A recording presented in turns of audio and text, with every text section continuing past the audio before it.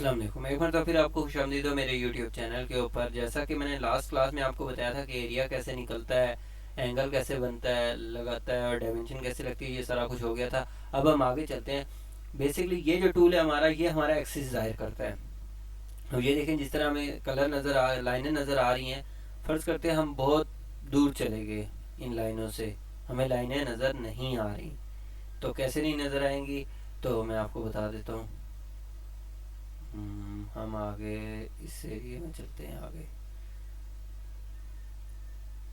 तो जैसे जैसे हम किसी जगह और जाते जाएंगे, वर्किंग होती जाएगी, तो ये हमें नज़र आना बंद हो जाएंगी। तो उस टाइम मैं देख लेता हूँ, मैं सिंपली ये पेन लेता हूँ। पेन लेके मैं इसको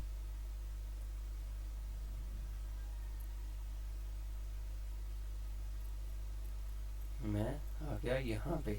अब मुझे नहीं पता एक्स एक्सिस किधर है, वाई एक्सिस किधर है, जेड एक्सिस किधर है। तो मैं सिंपली यहाँ पे आऊँगा और मैं एक्सिस के ऊपर क्लिक कर दूंगा, तो ये मुझे एक्सिस बता देगा कि यार आपका इस साइड पे एक्स है, इस साइड पे वाई है और इस साइड पे जेड है। अब मैं आ जाता हूँ 3D टेक्स्ट पे ऊपर। जैसा कि मैंने आपको बताया, ये मेरा इसलिए मुझे अच्छा लगता है कि मैं इसे टेक्स्ट लिखता हूँ या फिर ये एरिया के लिए यूज़ करता हूँ, क्योंकि इसमें एक एरो सा दे देता है और बड़ा अच्छा देखने में भी लगता है। मैं एक रेक्टेंगल क्रिएट कर लेता हूँ, इस पर मुझे टेक्स्ट लिखना है। ये 3D टेक्स्ट लिखा जाएगा। अब मैं इसमें लिखता हूँ ब्लॉक। ब्लॉक लिख के प्लेस करना है, तो मैंने प्लेस कर दिया। अब ये देखें, ये इसने एक मतलब ये आप सिंपली कह सकते हैं लोगो क्रिएट कर सकते हैं जो भी। ये देखें, ये मैंने ला के यहाँ पे रख दिया। तो ये अब उठा हुआ नज़र आ रहा है, ये 3D टेक्स्ट है हमारा। तो यहाँ से हमें एक्सिस पता चले, ये हमारा 3D टेक्स्ट है। और अगर आपने इसी का एरिया फाइंड करना है तो वो ये आ गया। अगर आपने इसमें कुछ लिखना है, BLOCK, ये सिर्फ वर्किंग के लिए मैं यूज़ करता हूँ, तो इस वजह से मुझे ये चीज़ अच्छी लगती है। तो बाकी ये है कि ये 3D टेक्स्ट है। अगर आपने कुछ और लिखना है तो आप सिंपली इधर लिख देंगे, इंटर टेक्स्ट ही लिख देते हैं। पर अगर आपने हाइट चेंज करनी है तो हाइट यहाँ से चेंज होगी। इसको मैं दे देता हूँ 20। अगर आपने कुछ और करना है, आपने कोई और राइटिंग का कोई और टेक्निक रखनी है, तो यहाँ से आप चेंज कर सकते हैं। मैं इसको रख लेता हूँ, प्लेस करता हूँ, तो ये देखें पहले वाली और इसमें टेक्स्ट में हाइट का भी फ़र्क है। और ये थोड़े से यहाँ से गोल हुए हैं, ये सीधे सीधे जा रहे हैं, तो ये एक राइटिंग का फ़र्क है। तो अब मैं इन चीज़ों को कर लेता हूँ डिलीट। तो हम आगे चलते हैं, बल्कि इनको रहने देता हूँ। आगे हमारे पास ये कुछ टूल आ रहे हैं। ये पहले भी मैं थोड़ा थोड़ा यूज़ कर रहा हूँ क्योंकि मुझे वर्किंग में आ रहे थे, तो मैंने यूज़ किया पेन। पेन सिंपली ड्रैग करने के लिए होता है। आप किसी चीज़ को पूरी को उठा के ड्रैग करके इधर उधर लेके जा सकते हो। ये देखिए, सिंपली क्लिक करेंगे और इसको पकड़ेंगे हाथ से। जिस तरह कोई चीज़ पकड़ के आप दूसरी जगह रखते हैं, इस तरह ये काम इसका है। सिंपली हाथ की से पकड़ के आप इसको उठा के इधर उधर रख रहे हैं। ये बेसिकली एक बड़ा ज़रूरी चीज़ थी जो मैंने इसीलिए रखी थी ताकि मैं आपको एक टाइम पे बताऊं। ऑर्बिट, ऑर्बिट बेसिकली आपका व्यू चेंज करता है। जिस तरह से हमारे पास होता है ना कि हमने किस साइड से देखना है, हमने इस साइड से देखना है, हमने इस साइड से यूं। अब ये इसके लिए होता है।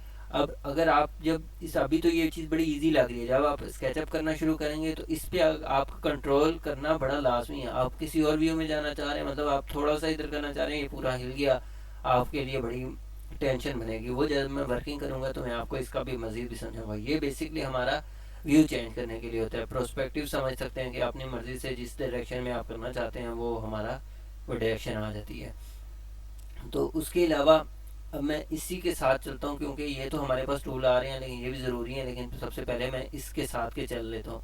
तो ये बेसिकली हमारे पास अपनी तरफ से प्रोस्पेक्टिव व्यू समझ लें कि अपनी तरफ से सेट किया जाता है। जबकि हमारे पास ये जो व्यू आ रहे हैं, ये हमारे पास हमें लेफ़्ट करेंगे तो हमें लेफ़्ट साइड से ही दिखाएगा, राइट बैक करेंगे तो बैक साइड से दिखा रहा है। ये देखें, टॉप व्यू से आएंगे तो ये हमारा फ्रंट आ गया, टॉप व्यू पे आएंगे तो टॉप से बिल्कुल ऊपर से नज़र आ रहा है। और हमारा ये हमारा प्रोस्पेक्टिव व्यू, तो इससे भी हम काम कर सकते हैं और ये हमारे अपनी मर्ज़ी से भी हम सेट कर सकते हैं। बेसिक व्यू हमारे पास चार होते हैं, top, left, right, back and front. और उसके अलावा फिर हमारा टॉप व्यू एंड देन हमारा प्रोस्पेक्टिव व्यू। प्रोस्पेक्टिव व्यू हम यहाँ से वहाँ से भी चेंज कर सकते हैं, लेकिन यहाँ से सिर्फ अक्सर हम जूमिंग के लिए या फिर रेंडर के लिए करते हैं। वर्किंग के लिए हम यही यूज़ करते हैं, जिसका मैंने आपको बताया कि जब आप वर्किंग करेंगे तो आपको अंदाज़ा होगा ये थोड़ी टफ चीज़ होती है, अपने हाथ कंट्रोल करने पड़ते हैं इसमें। तो आज की क्लास में इतना ही। अब हमारी कुछ कमांडें रह गई हैं, उसके बाद फिर हम अपना जो हमारा ऑटो कैड का मॉडल बना हुआ है उसको लेके आएंगे और उसके बाद उस पर वर्किंग स्टार्ट करेंगे, जिस तरह हमने 3ds मैक्स में की थी। अपना बहुत सारा ख्याल रखिएगा। आप लोगों की तरफ से बहुत प्यार मिल रहा है, बहुत शुक्रिया। अल्लाह हाफिज़, टेक केयर।